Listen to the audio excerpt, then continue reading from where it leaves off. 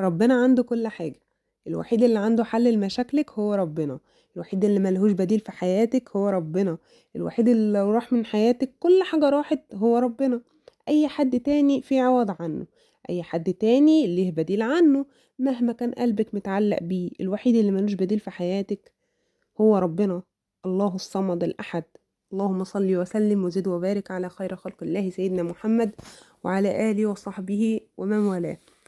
عاملين ايه يا بنات؟ طبعا أنا عارفه ان انا مقصره معاكم في روتينات الفتره اللي فاتت، بس والله غصب عني. محمد تعب مني تعب، يعني الحمد لله يعني ان هو تعافى منه.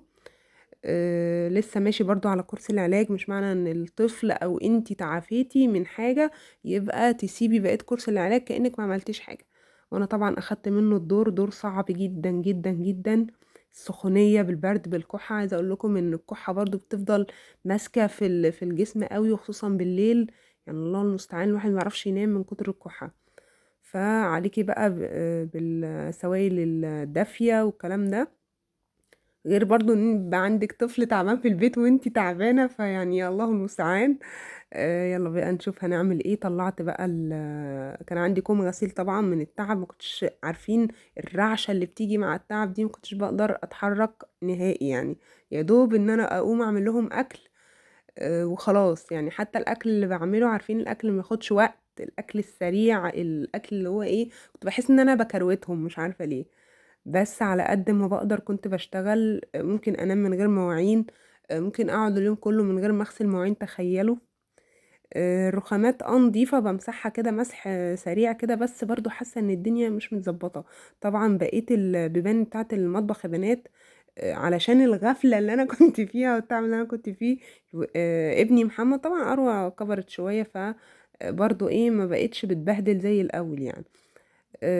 فالبيبان اتخلّعت، حاولنا نركّبها بس لأ، هي عايزة حد. وأنا إن شاء الله يعني إيه، زوجي أمّا ياخد إجازة أو في الخطة الخمسية الجاية، يعني أنتم عارفين يعني إيه الرجالة، لمّا قُلت لهم اعمل كذا أو ما تعملش كذا إيه، حاضر إن شاء الله، حاضر إن شاء الله، اللي هو إيه، ريّحِك بالكلام وخلاص. تمام. هاخلّيه برضه يجيب الراجل بتاع الألموتال يعمله. حتى الوحدات اللي هي بتبقى فوق يا بنات هاخلّيه برضه إيه، يشيّك عليها كده. تمام. فأنا قُلت إيه، لأ أنا هانضّفها بقى ونضبّط الدنيا. طبعًا مش هانضّف الشقة كلّها مرّة واحدة، ومش هانضّف المطبخ كلّه برضه إيه، مرّة واحدة. فهاحاول كده واحدة، واحدة نشيل بقى الحاجة، وأي حاجة ملخبطة هاشيلها. العلبة البيضا دي يا بنات كانت علبة مقطوعة عندي، فيها يعني إيه، فيها خدش كده بس مش باينة إنها شفافة. تمام. باخدها باعمل بيها إيه، باحط فيها الزيت، باحط فيها اللي بتاع ده إزازة الخل، وباحطها جنب البوتاجاز أو على الرخامة أول ما آجي أشتغل باعملها. شايفين بقى الإسبونشات دي، أنا كنت جايباهم يا بنات ال3 ب10.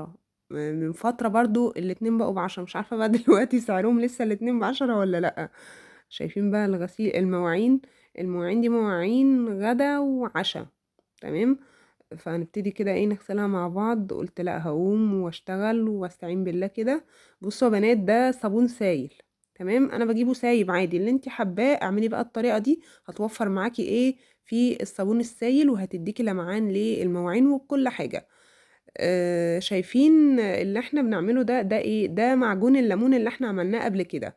هجيب منه حبه. الازازه دي يا بنات نسيت اقول لكم فيها شويه ميه. تمام. حوالي اقل من، يعني اكتر من ربعها بحاجة بسيطة، اقل من نصها بحاجة بسيطة برضو، علشان الازازة مش مستوية يعني كويس. اقل من هي الازازة حوالي لتر ونص تقريبا يعني. تمام.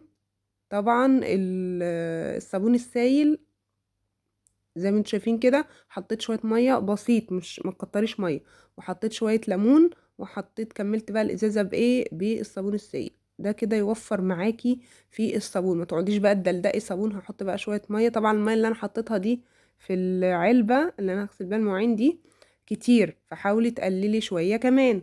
دي طبعا مية ايه، كبت مني كده. هبتدي بقى ايه اوريكم بقى. بصوا الرغوة عاملة ازاي، وبتنضف وبتعمل ريحة حلوة قوي. انا كنت الاول يا بنات بديل الليمون ده كنت بحط شويه خل. بس لقيت الخل ما بيعملش، يعني بيمنع الرغوة، لأ أنا عايزة أروّق علشان أحس بالنضافة. هابتدي كده بقى إيه، زي ما أنتم فاكرين إن أنا كنت باعمل معاكم الرخامات بالبخاخة، بخاخة كده عاملينها بنحط فيها مَيّة وبنحط فيها شوية من سائل المواعين، وكمان كنا بنحط فيها معلقة من محلول الليمون ده، أو بنحط كمان منها على يا رب اللهم صل على رسول الله، كنا بنحط معلقة كده من اللهلوبة. تمام.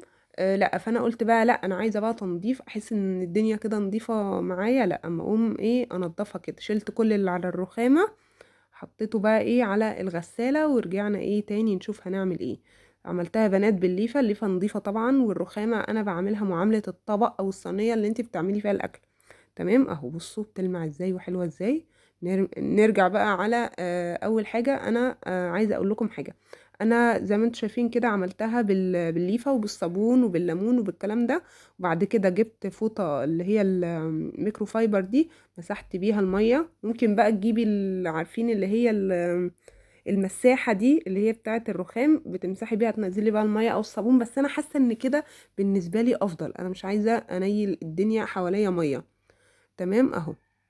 ونشفتها بإيه يا بنات، من غير تريقة بقى، البنطلون ده بنطلون قطن كان بتاع أروى زمان، بس بقى إيه، اتقطع اتبهدل. تمام. فأخدته ونشفت بيه، أحلى حاجة إن انت تنشفي بيها. طبعا لو عندك فوط ميكرو فايبر ممكن تنشفي بيها عادي. هحط بقى ايه الرخامة التانية. انا نشفت غسلت الرخامة الأولانية، وبعد كده مسحتها، وبعد كده نشفتها وسايباها كده بقى ايه مع نفسها. عملنا برضو الرخامة التانية والتربو كده من على الوش، وطبعا هنفك التربو ده خالص ونغسله. بس المرات القادمة انا برضو محبتش اجهد نفسي زيادة عن اللازم. وهنزل برضو يا بنات، كان حد قال لي ايه نزلي الحاجات اللي فوق واعمليها معانا. ان شاء الله قريب جدا هفضيها، زي ما عملت معاكم الوحدة اللي هي بتاعت المواعين اللي فوق. برضو هنعمل مع بعض التانية. تمام. الحاجات التانية بإذن الله هنعملها مع بعض. هنشوف بقى ايه المواعين بتاعتنا. همسح بس ايه، على فكرة مساحة الرخام دي طلعت حلوة قوي. اول حاجة هغسل اللهم صل على رسول الله. هغسل البتاع اللي هي صفاية الأطباق دي. البتاع اللي أنا وريتها لكم دي بتتغسل وبتتشال عادي، أنا أصلا غسلاها يا بنات، يعني طبعا ما ينفعش أصفي فيها مواعين من غير ما تتغسل. بس أنا إيه بعيد على غسلها ومسحت تحتها كده وظبطتها. تمام.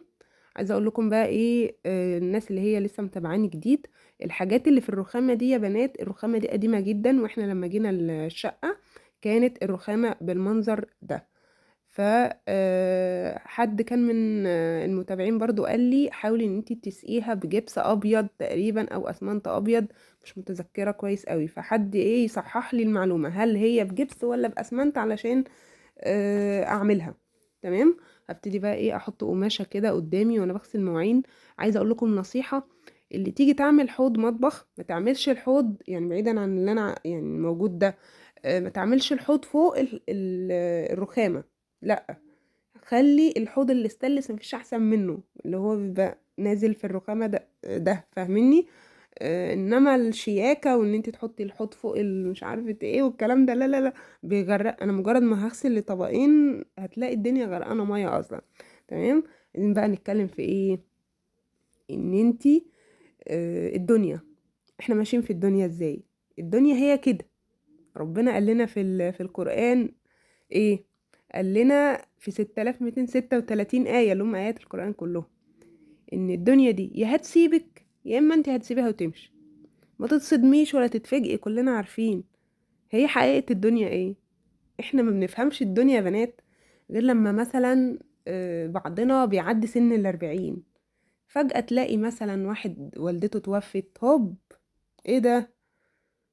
فجأة تاني تلاقي والده توفى، الله، صاحبة عمرك توفت، الله. فجأة ما تعرفش جالك ابتلاء منين ولا الدنيا مورياك ايه. ايه ده؟ الله، ايه ده؟ ايه اللي حصل لي؟ فجأة تلاقي عندك ابن مش عارفة فيه ايه، ولا مش لازم الابتلاء ده يبقى مرض، لا، ممكن يكون عندك ابن تعبك شوية، ممكن عندك زوجة تعبك شوية، عندك حاجة يعني صفة مثلا عاملة لك مشاكل او مش عارف تتخطاها. تمام. ربنا يعني عنده كل حاجة. تمام. بس احنا ما بنفهمش او ما يعني ايه، ما بنديش لنفسنا الفرصة او بنفوق متأخر. ليه نفوق متأخر؟ ما تفهموا الدنيا بدري، احنا بنفهمها متأخر. انتوا جايين تفهموا حقيقة الدنيا واحنا في اخرها واحنا خارجين منها. لا، ما احنا عندنا القرآن، نصدق كلام ربنا ونقف كده مع نفسنا وقفة ونتدبر كده القرآن ونصدق بكلام القرآن، بدل ما نكتشفها متأخر. لا، اكتشفوها بدري. ليه تكتشفيها بعد ما تلاقي نفسك وقعتي وقمتي وتقعي في خبطات وصدمات اللي بتسيب أثر في قلبنا وشروخ جوه نفسيتنا؟ ليه؟ لازم نفوق بدري، لازم نركز، لازم نشوف دنيتنا. الدنيا دلوقتي مش زي الدنيا الأول. هل تربية ولادنا دلوقتي زي تربية يعني أبهاتنا وأمهاتنا زمان؟ زمان الدنيا ما كانتش متفتحة زي دلوقتي. زمان النفوس كانت صافية والدنيا كانت رايقة وفايقة ومفيش أي حاجة. دلوقتي الدنيا مفتوحة، يعني الدنيا احنا عايشين فيها دي مفتوحة على بعضها. الولاد يعني النت دلوقتي مخلاش حاجة، الناس في الشوارع مخلتش حاجة، الناس بقت نفوسها مريضة. يعني ربنا لوحده عالم الناس بقت ماشية شكلها عامل ازاي. شطبنا بنات المواعين وكمان شطبنا الرخام. طبعا انا عايزة افضي القلموتال ده كله والمعه واظبطه، بس اللي هو ايه، انا طاقتي خلصت لحد هنا. تمام. طبعا برضو ايه، قمت روقت الأوضة بتاعتي وكنستها كده وسيقتها تسيئة محترمة مع الحاجة. طبعا ايه، جه وقت الغدا فحبيت ايه ادلعهم كده دلع سريع. شوية زيت يا بنات، ده هنعمل كبدة وكلاوي في شوية زيت كده، وهننزل بيه حتة حلويات. هي اسمها حلويات، معرفش بقى انتوا بتسموها ايه، او دهنة زي ما انتوا حابين. تمام، بس دي حلويات مش دهنة يعني. تمام. نزلت بالكلاوي يا بنات وكنت مقطعاها صغير وشوحتها كده. واول ما خدت لون، طبعا الكلاوي بتاخد سوا غير الكبده. الكبده مجرد ان انت ما هتقلبيها تقلبتين شكرا. اول ما الكلاوي يا بنات خدت لون وحسيت انها دخلت في السوا كده دقيقتين، نزلت الكبده بتاعتي وخلاص. ما قلبش في الكبده كتير علشان ما تنزلش ميتها وتنشف منك وتتهري. تمام. هبتدي بقى ايه اقلب كده زي ما انتوا شايفين، والكبده خلاص استوت. نزلت شويه فلفل اخضر حامي او بارد زي ما انت حابه، حطيت ملح وفلفل اسود بسيط جدا، ورشه من الكمون على الكزبره على الشطه البودر، وهقلب كده. واحط بقى في النص ايه بقى، معلقه كبيره توم. أنا بالنسبه لي الكبده توم، ممكن ما اكلش فلفل اخضر واحط توم بس. تمام. احط بقى ايه التوم كده واقلبه تقلبتين، ياخد بس غلوة كده واقفل على طول. واعصري بقى نص ليمونة ولا ليمونة. والنار بقى ايه يا بنات، اول مجرد ما هتعصري الليمون هتطفي النار على طول، او تطفي النار وتعصري الليمون. تمام. ممكن بقى تعمليها في سندوتشات، تعمليها في مكرونة، تعمليها في عيش. انا عن نفسي بحب الاكلة دي بالعيش، خصوصا بقى ايه لو عيش بلدي، او لو عيش كده ايه بقى مخبوز في البيت. اهو زي ما انتم شايفين كده، خطيرة وطريقتها جميلة جدا. وعملت معاها بطاطس محمرة وشوية مخلل. المخلل اللي احنا لسه عاملين، اللي احنا عاملينه من فترة مع بعض، وطبق سلطة كده ايه سريع. ان شاء الله قريب جدا نعمل مع بعض تفريزات لرمضان برضو على قدنا وعلى قد الايد.